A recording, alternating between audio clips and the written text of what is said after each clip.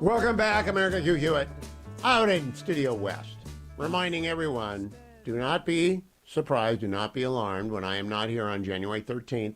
I have simply moved to afternoon drive in the East, 3 to 6 p.m. across these many wonderful stations, noon to 3 on the West Coast. I'm so excited because Inside Radio works this way. If you've got morning drive in the East, you've got the most influence in the world for half the country. If you've got morning drive in the West, you've got influence on half the country. If you have afternoon drive in the East, you have influence across the entire country. Now, I'm really looking forward to that. I care a great deal about California. I lived here from 1989 to 2016. I come back often to teach, and all my kids grew up here, and they've all left. And I'm concerned about California. I'll cover it a little bit more than I have in the past. John Campbell will be back. Lilacs will be back. They're not morning people. They didn't want to get up in the morning like I do. And come January 13th, we're moving to the afternoon. Looking very much forward to that. Some things can't wait.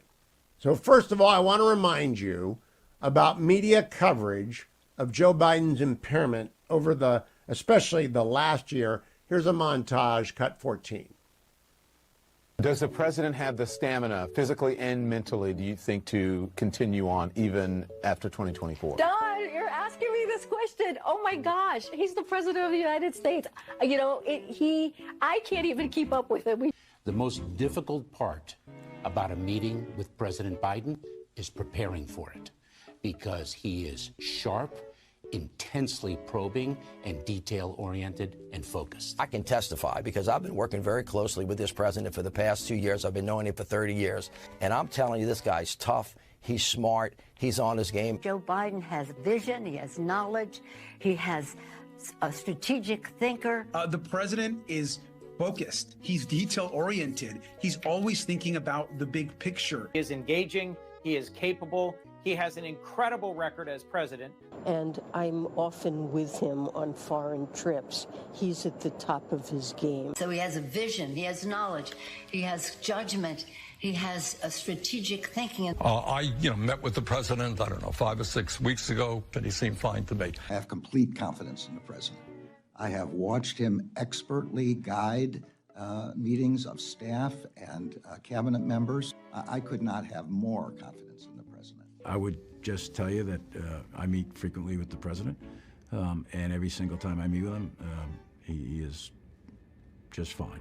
But he is, again, knowledgeable, wise. Incredibly sharp, incredibly probing, incredible command of the details.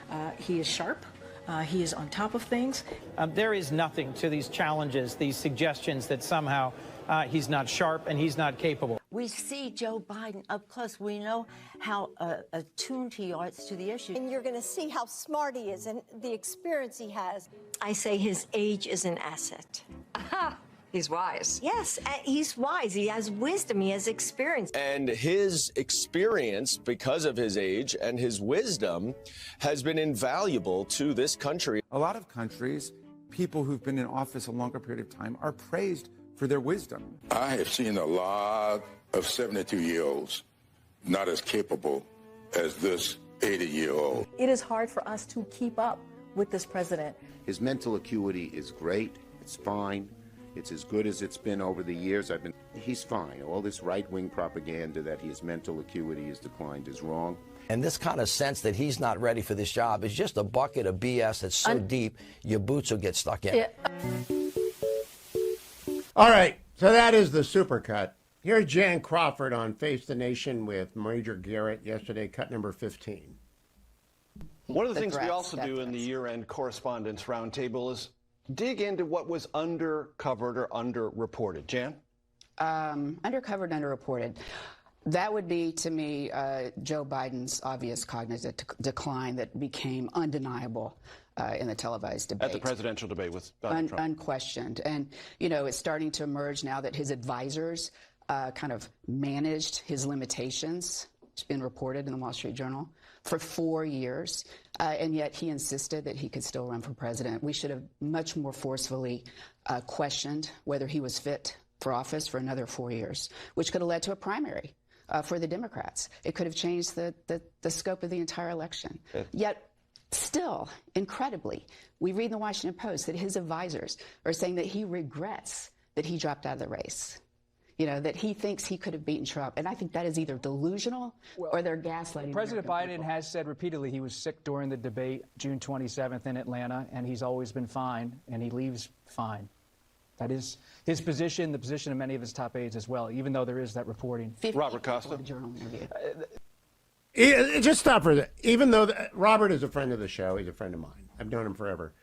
Even though there is that reporting, it is a fact that the President of the United States has mental impairment. It has been a fact for a long time. We have known about his physical infirmity for 4 years. I mean, I've been saying it for 4 years. You've been saying it. I wrote last February, he needs to resign because it's obvious. Everyone who was near him, who did an interview with him, should confess error, should reverse the long-standing bad precedent of what happened here, and go on the warpath and apologize. Chris Siddle has done so, good for him.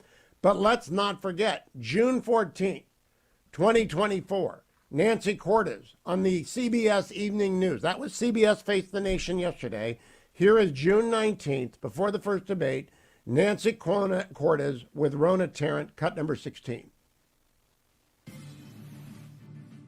You've probably heard of deep fakes, but just last week, as President Biden was at the G7 summit in Italy, cheap fake clips went viral on social media and were picked up by some news outlets.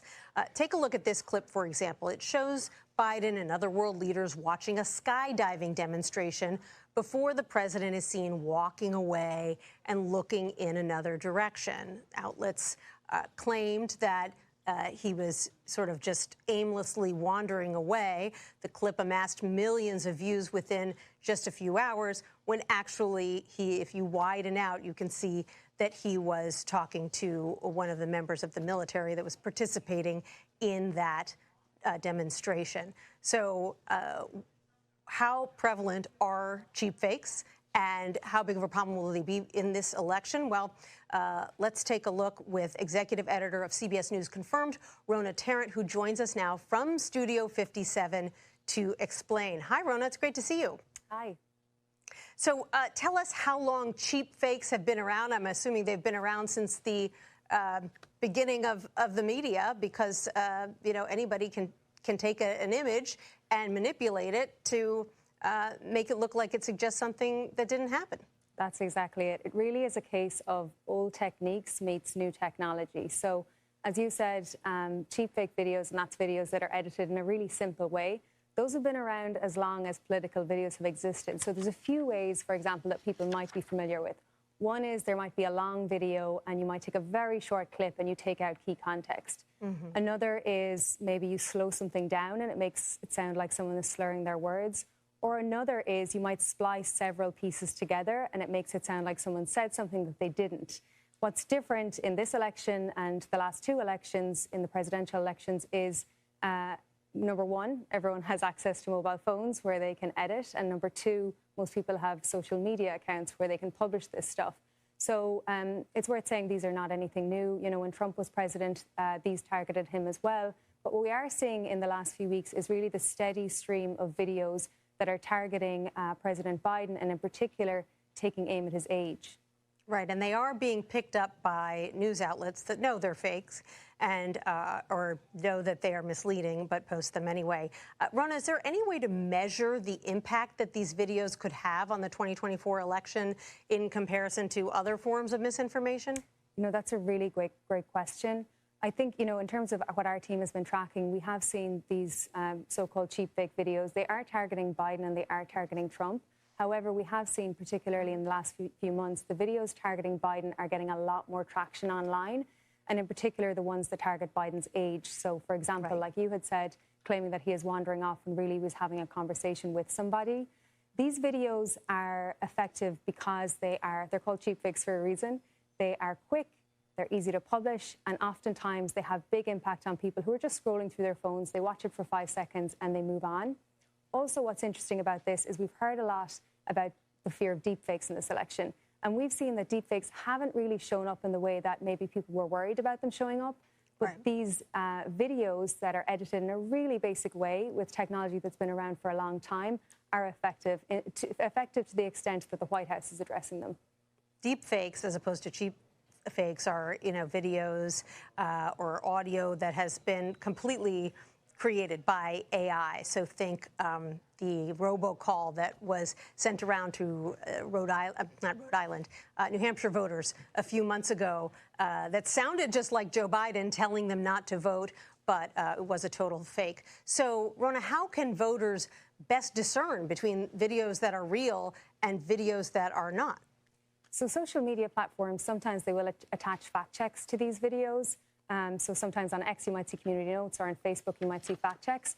However, the reality is, for the vast majority of them, they're not going to have anything attached. So unfortunately, it really is on the viewer.